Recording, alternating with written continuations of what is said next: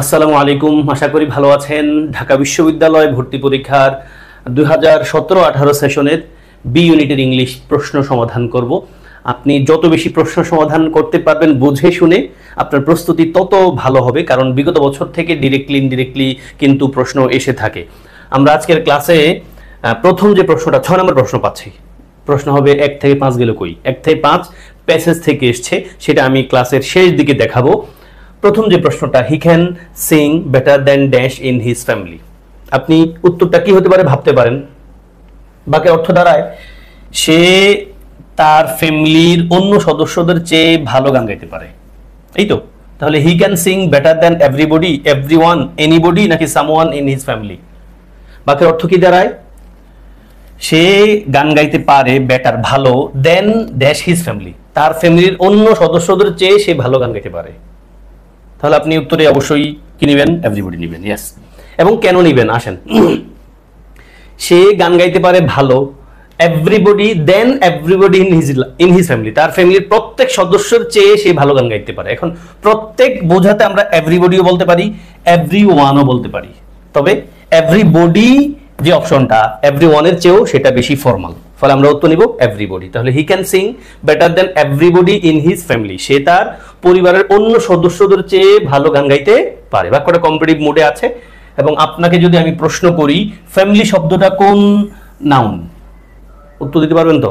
নিশ্চয়ই আপনি বলছেন কালেকটিভ নাউন। ইয়েস, এটা পরীক্ষা কিন্তু আলাদা করে প্রশ্ন আসেও বটে। দেন সেকেন্ড প্রশ্ন 7 number, left dash himself he would be able to complete the work in less than a month. কি লিখবেন? এটাকে আপনি কোন অ্যাঙ্গেলে ফেলবেন জানি না, এটা একটা ফ্রেজ। উত্তর আপনি বলতে হবে left to himself. Left to himself কি? Left to himself. এই লেফট টু হিমসেলফ মানে হলো উইদাউট হেল্প অর ইন্টারফারেন্স, মানে কারো হেল্প অথবা ইন্টারফারেন্স ছাড়া he would be able to complete the work in less than a month, মানে কারো সহযোগিতা ছাড়া 1 মাসের কম সময়ে সে তার কাজটা শেষ করতে পারত। তাহলে লেফট টু হিমসেলফ, এখানে বোঝাবুঝির কিছু আসলে নাই। লেফট টু হিমসেলফ এটা পড়ে রাখেন, আলাদা করে পরীক্ষা কিন্তু আসতে পারে ফ্রেজ আকারে। এটা মানে কি ভাই? Without help or interference, left to himself. Then a comedy is dash than an action movie. Comparative sentence, খুব ইজি কোশ্চেন, সবাই নিশ্চয়ই পেরে যাবেন। ইয়েস, উত্তর আপনি নিশ্চয়ই ফানিয়ার নিয়েছেন, কারণ আ কমেডি ইজ ড্যাশ কম্পারেটিভ মোডে আছে, আপনি কম্পারেটিভ নেবেন। মোর ফানি তো লিখবেন না ভাই, যে শব্দটার আমরা ইয়ার দিয়ে কম্পারেটিভ বানাতে পারি তার তো আমরা মোর বলবো না। মোর বলবো কখন? যখন আমি ইয়ার দিয়ে কম্পারেটিভ বানাতে পারি না, লাইক বিউটিফুল আর বলতে পারি না, আমি বলি মোর বিউটিফুল। হ্যান্ডসাম আর বলি না, আমরা কি বলি? হ্যান্ডসাম। ইন্ডাস্ট্রিয়াস আর তো বলি না, মোর ইন্ডাস্ট্রিয়াস বলি। তাহলে ফানিরে যেহেতু ফানিয়ার বলার স্কোপ আছে, ফলে সেটা দিয়ে কিন্তু আমরা কাজ চালাবো। ফলে উত্তরে আপনি নিশ্চিত বি নিয়েছেন। দেন 9 নম্বর, ভালো question. Dash love is such dash beautiful thing. আপনি উত্তরে লাভ শব্দটা একটা অ্যাবস্ট্রাক্ট নাউন, আপনি জানেন অ্যাবস্ট্রাক্ট নাউনের আগে আর্টিকেল বসে না। আর such dash beautiful thing, English reading পর অভ্যাস থাকলে পারবেন। এই মোডের প্রশ্ন ঢাকা ইউনিভার্সিটিতে আগেও এসেছিল। ইয়েস, উত্তর আপনি অবশ্যই নিয়েছেন। প্রথমটা আর্টিকেল লাগবে না, সেকেন্ডটা আর্টিকেল লাগবে। Such a beautiful thing, such a good boy, such a nice girl, such an excellent class. তাহলে আমরা লাভ শব্দটা যেহেতু অ্যাবস্ট্রাক্ট নাউন, অ্যাবস্ট্রাক্ট নাউনকে ধরা ছোঁয়া যায় না, আপনারা জানেন। তাহলে এখানে লাভ শব্দ নাউন আকারেই বসা আছে, লাভ শব্দ ভার্ব হতে পারে। তাহলে love is such a beautiful thing, বাক্যটা আরেকটু বড় হলে ভালো হইতো, বাট ওনারা প্রশ্ন এটাই করতে চেয়েছেন আর্টিকেল মুডের। তাহলে love is such a beautiful thing, ভালোবাসা খুব গুরুত্বপূর্ণ বিষয়টা বোঝাচ্ছে। কেমন? এটা খুব ভালো একটা ইংলিশ সেন্টেন্স প্যাটার্ন, যেটা আমরা স্পিকিং এও ব্যবহার করতে পারি। Then 10 number question, do you know when. এটা একটা কমন টাইপের কোশ্চেন ভাই, ভর্তি পরীক্ষায় অসংখ্যবার এই মোডের প্রশ্ন এসেছে। ইয়েস, উত্তর আপনি নিশ্চয়ই কি নেবেন? এ অথবা ডি নিয়েছেন জানি, তবে উত্তরে আমরা কি নিব ভাই বোন? উত্তর আমরা এ নাম্বারে নিয়েছি। কেন আসেন, আপনি নিশ্চয়ই জানেন এটা ওয়েন। ওয়েন শব্দটা এখানে একটা কনজাংশন আকারে বসা আছে, তাই না? মানে আমরা আরো ভাষায় বলি ক্লজ মার্কার আকারে বসা আছে। তাহলে যখন ডাব্লিউএইচ ওয়ার্ড ক্লজ মার্কার আকারে বসে, তখন তারপর সরাসরি কি বসে ভাই? সাবজেক্ট বসে। ইয়েস, তাহলে ডু ইউ নো, তুমি কি জানো? When D U was founded. তাহলে ক্লজ মার্কার আকার যদি ডাব্লিউএইচ ওয়ার্ডগুলো বসে বাক্যে, মাঝে আসছে তার মানে অবশ্যই ক্লজ মার্কার, মাঝে আসছে যেহেতু অবশ্যই ক্লজ মার্কার, তারপর সরাসরি কি লাগবে? সাবজেক্ট লাগবে। সাবজেক্ট আছে দুই জায়গায়, এতে আর ডিতে। এবং ঢাকা ইউনিভার্সিটি কিন্তু নিজে নিজে প্রতিষ্ঠিত হয় নাই, তাই না? এটারে কেউ না কেউ প্রতিষ্ঠিত করছিল, প্যাসিভ মুড লাগবে বিধায় আপনি ডিইউ ওয়াজ ফাউন্ডেড লিখবেন। তাহলে do you know when DU was founded, তুমি কি জানো কখন ডিইউ প্রতিষ্ঠিত হয়েছিল? আর ওয়েনটারে যদি ইন্টারোগেটিভ সেন্টেন্স আকারে ব্যবহার করতাম এই বাক্যে, পরীক্ষা আসতে পারে আবার, ধরেন পরীক্ষা আসলো do you know when DU was founded, full stop মানে প্রশ্নবোধক চিহ্ন দিল, এবার বললো এই ডাব্লিউএইচ ওয়ার্ড দিয়ে এই বাক্যটারে তুমি ইন্টারোগেটিভ সেন্টেন্স বানিয়ে দাও। ঢাকা ইউনিভার্সিটি ভর্তি পরীক্ষা কিন্তু আসছে, একটা অ্যাসার্টিভ সেন্টেন্স দিয়ে এক সাইডে ইন্টারোগেটিভ সেন্টেন্স বানাইতে বলছে। তাহলে আমরা যদি এই ওয়েনের পার্টটার ইন্টারোগেটিভ সেন্টেন্স বানাতে চাই তাহলে বাক্যটা কেমন হবে ভাই? ওয়েন দিলাম আগে, তারপর কি লিখবো? সাবজেক্ট লিখবো না, এখনো সাবজেক্ট লিখবো না, কারণ ইন্টারোগেটিভ সেন্টেন্সে ডাব্লিউএইচ ওয়ার্ডের পর অক্সিলারি লিখবো। তাহলে ওয়েন ওয়াজ পাস্ট টেন্স হতো when was DU founded, passive mood রেখেছি ঠিকই, কিন্তু আমার অক্সিলারি ক্লজ মার্কারের পর, এটা ক্লজ মার্কার বলবো না, সরি, ডাব্লিউএইচ ওয়ার্ডের পর আমি অক্সিলারি লিখেছি, সাবজেক্ট লিখেছি, ভার্বের পাস্ট পারসিবল ফর্ম লিখেছি। ওকে, তাহলে when was DU founded, DU কখন প্রতিষ্ঠিত হয়েছিল, এটা হলো ইন্টারোগেটিভ সেন্টেন্স। আর এটাও ইন্টারোগেটিভ সেন্টেন্স ঠিক, কিন্তু এখানে যে ওয়েন যুক্ত পার্টটা এটা কিন্তু অ্যাসার্টিভ মুডে লিখতে হয়, কারণ ওয়েনের পর ওয়েনটা এখানে ক্লজ মার্কার, তারপর সরাসরি সাবজেক্ট থাকবে। তাহলে কথা দুটো ভাই, do you know when DU was founded, okay, ওয়েনটা ক্লজ মার্কার, তারপর সরাসরি সাবজেক্ট দিয়ে বাক্য করতে হবে, প্যাসিভ মুড খেয়াল রাখতে হবে। এবং যদি ওয়েনটাকে আমরা ডাব্লিউএইচ ওয়ার্ড ক্লজ মার্কার আকারে ব্যবহার করি তখন তারপর সরাসরি সাবজেক্ট, আর এই ডাব্লিউএইচ ওয়ার্ডটাকে যদি আবার ডাব্লিউএইচ কোয়েশ্চেন আকারে ইউজ করি তখন তারপর সরাসরি কি অক্সিলারি। ইয়েস, তারপর আসেন জজ of death is an example of dash. আপনারা যারা বি ইউনিটে পরীক্ষা দিবেন, এবার যে ইউনিটের স্টুডেন্ট হন না কেন ইন্ডিভিজুয়ালি, আপনারা ফিগার অফ স্পিচ ভালো করে পড়তে হয় জানেন, এবং জজ of death is an example of dash কি লিখবেন? মৃত্যুর জজ চোয়াল, মৃত্যুর আবার চোয়াল হয়, অবশ্য উত্তরে আপনি পার্সনিফিকেশন বলবেন। ইয়েস, উত্তর হবে কি? পার্সনিফিকেশন। পার্সনিফিকেশন মানে হলো যার প্রাণ নাই তারে প্রাণ দিয়ে দেওয়া। তাহলে জজ অফ ডেথ, ডেথে তো চোয়াল থাকে না, তাই না? তাহলে চোয়াল কোনো একটা প্রাণীর হয়, ফলে এটাকে আমরা বলবো পার্সনিফিকেশন। ফর এক্সাম্পল, আমি যদি বলি mister pneumonia is not an old polite gentleman, আমি বললাম কি মিস্টার নিউমোনিয়া, ভাই নিউমোনিয়া একটা রোগ, তাই না? Pneumonia is a disease caused by cold. এবার আমি বললাম মিস্টার নিউমোনিয়া মানে কি? জনাব নিউমোনিয়া, এটাই personification. Next, the enemies gave in at last. অনেক পরীক্ষায় প্রশ্ন আসছে ভাই, প্রিভিয়াস কোশ্চেন যারা বুঝে বুঝে পড়বেন আপনি পরীক্ষায় নিশ্চিতভাবে প্রশ্ন কমন পাবেন, তবে বুঝে বুঝে পড়তে হবে। আন্দাজে মুখস্থ করলে তো আপনি কমন পাইলেও তো দিতে পারবেন না, বাট যদি বুঝে বুঝে পড়েন আপনি দেখবেন প্রশ্ন কমন পাইছেন, আর প্রশ্ন কমন পাইছেন না পাইছেন সেটা না বুঝলে আপনি উত্তর পারবেন, সেটাই আপনার মূল দরকার। এই গেভ ইন মানে কি? গিভ ইন, এই গিভ দিয়ে একটা গ্রুপ ভার্ব আছে নিশ্চয়ই আপনি জানেন, গিভের সাথে অনেকগুলো প্রিপোজিশন হয়, অর্থ পাল্টায় যায় প্রত্যেকবার। গিভ ইন মানে হলো বশ্যতা শেয়ার করা, সারেন্ডার করা, তাই না? আমরা উত্তরে নিব yield. Yes, the enemies gave in at last, পরিশেষে শত্রুরা বশ্যতা শেয়ার করছে, মানে হার মাইনা নিছে। Then the synonym of energetic, energetic শব্দটা সিনোনিম কি? এবং এই এনার্জেটিক শব্দটা সিনোনিম যেটা, ওটা দিয়ে ঢাকা ইউনিভার্সিটির বি ইউনিটে আগেও প্রশ্ন আসছে, এবং কোন পার্টস অফ স্পিচ আকারে প্রশ্ন আসছে? Parts of speech. ইয়েস, এনার্জেটিকের উত্তরে আপনি নিশ্চিত এই নাম্বার নিয়েছেন। ইয়েস, এনার্জেটিক মানে খুব এনার্জেটিক, প্রাণবন্ত, স্প্রাইটলি, এটাও কিন্তু অ্যাডজেক্টিভ, মানে এটা সিনোনিম। হ্যাস্টি, এক্সট্রিম, হাম্বল সবগুলোই অ্যাডজেক্টিভ, বাট এই তিনটা কিন্তু এটা সিনোনিম না। এবং স্প্রাইটলি শব্দটা আলাদা করে পরীক্ষা আসে কোন parts of speech, adjective, LY থাকলে কিন্তু অ্যাডভার্ব হয় না। দেন করেন, খুবই ইজি কোয়েশ্চেন ভাই, এই প্রশ্ন ঢাকা ইউনিভার্সিটি সি ইউনিটেও আসছিল। ইয়েস, নিশ্চয়ই পেরে গেছেন ভাই বোন, আপনি উত্তরে বি নাম্বার নিয়েছেন, তাই না?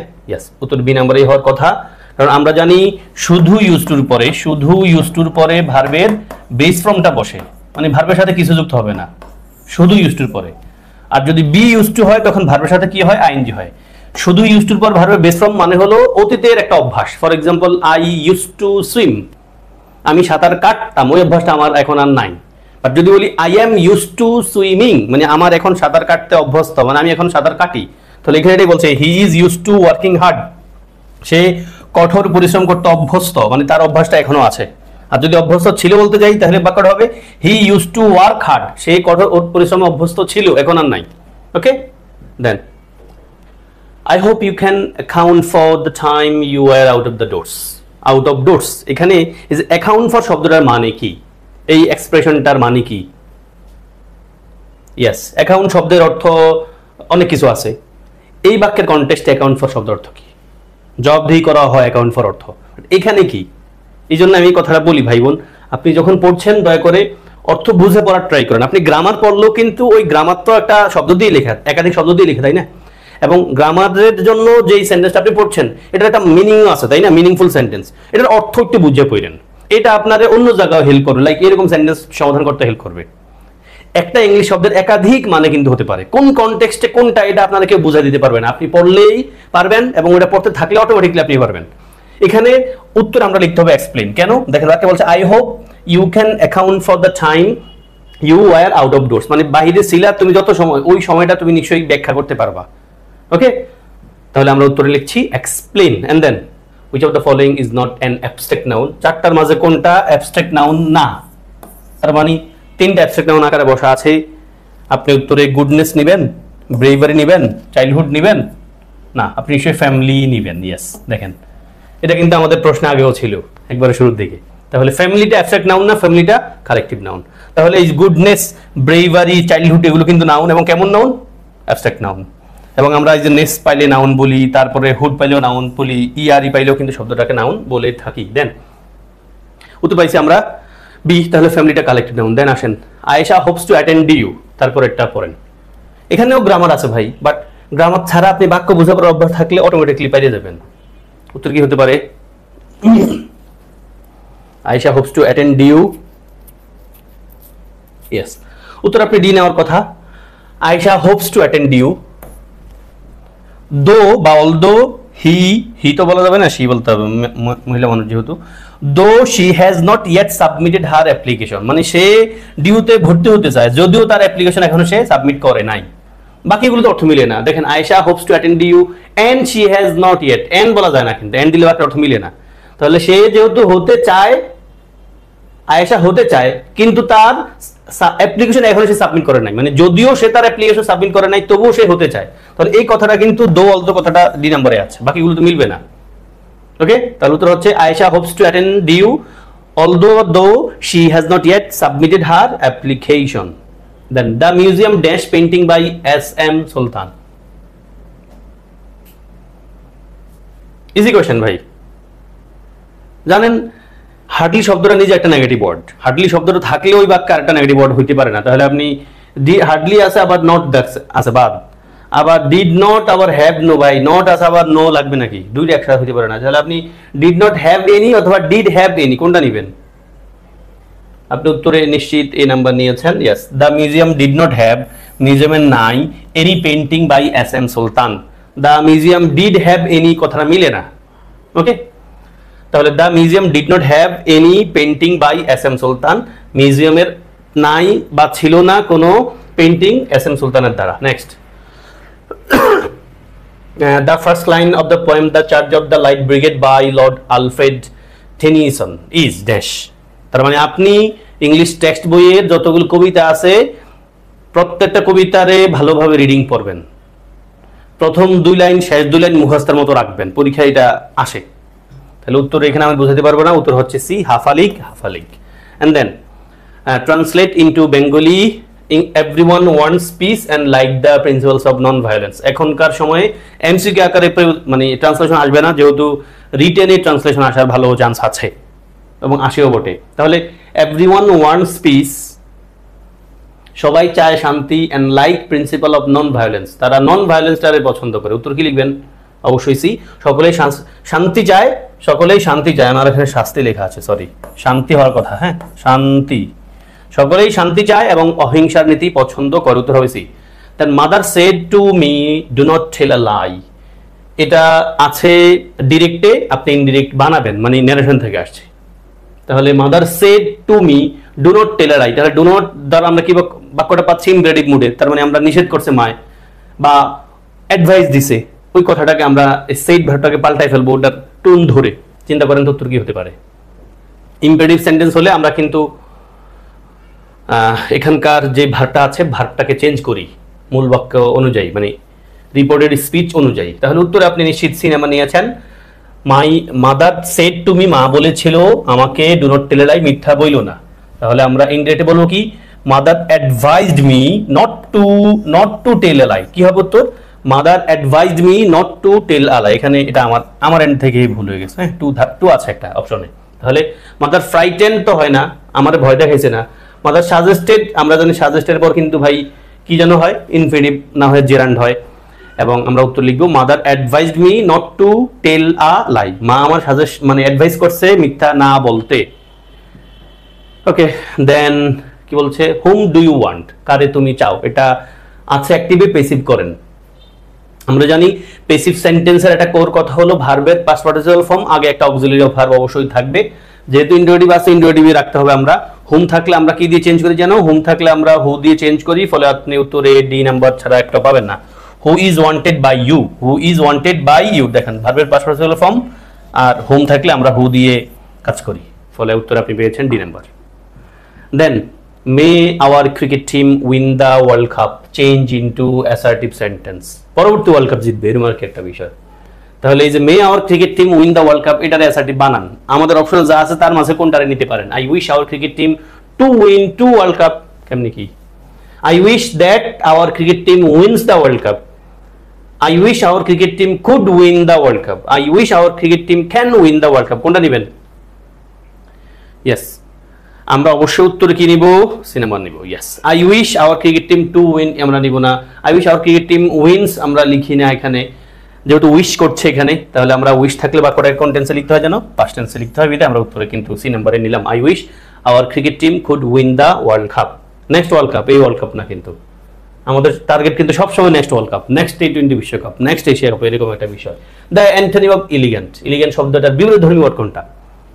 প্যান্ডেন্ট, প্যান্ডেন্ট মানে জানেন হার হার, ছেলেরা পড়ে না মেয়েরা পড়ে।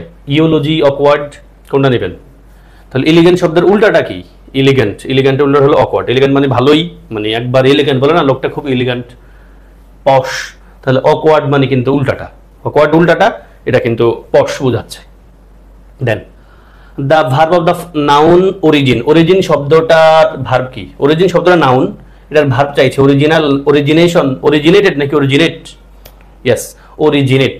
Interchange of parts of speech নিশ্চয়ই পড়েছেন, খুব সহজ একটা জিনিস, এখানে রুলস রেগুলেশন পড়ার কোনো কাজ নাই, পরে জীবনে রাখতে পারবেন না, বরং শব্দগুলো পড়বেন, শুধু প্রিভিয়াস কোশ্চেন সমাধান করবেন। The verb form of the noun origin, origin শব্দের নাউন, এটার ভার্ব হলো অরিজিনেট, উৎপত্তি করা। এন্ড দেন আমরা প্যাসেজে চলে আসি। প্যাসেজের একটা সহজ প্যাটার্ন হলো, যারা প্যাসেজ ভালো পাঠতে চান, প্যাসেজ কোথায় কোথায় আসে জানেন? আমাদের জিএসটি ভর্তি পরীক্ষা সব ইউনিটে প্যাসেজ আসে। চট্টগ্রাম বিশ্ববিদ্যালয়ের বিসিডি ইউনিটে প্যাসেজ আসে, গত বছর কিন্তু এই ইউনিটেও প্যাসেজ আসছে, যেটা কখনোই এক্সপেক্টেড ছিল না। এবং রাজশাহীর আর্টসের কমার্সের ইউনিটে কিন্তু প্যাসেজ এসে থাকে। ডিউপিতে প্যাসেজ আসে, মোটামুটি সব জায়গায় প্যাসেজ আসে, ডিউ ছাড়া, যেহেতু ডিউতে রিটেন আছে। রিটেন যখন ডিউতে ছিল না তখন প্রতি বছরে কিন্তু প্যাসেজ আসতো, প্যাসেজ একটা মানে কমন জায়গা। এবং জাহাঙ্গীরনগরেও কিন্তু প্যাসেজ আসে।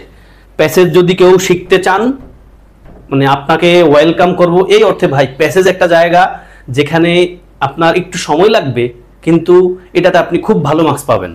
এবং প্যাসেজটাতে যদি কেউ সময় দেয়, তার ইংলিশের দক্ষতা অনেক বেড়ে যায়, অটোমেটিকলি বেড়ে যায়। আসেন আমরা প্যাসেজ সমাধানের জন্য যে পয়েন্টটা বলবো, আমি আপনাকে প্যাসেজ সমাধানের জন্য একটা হেল্প করতে পারি, সেটা কি?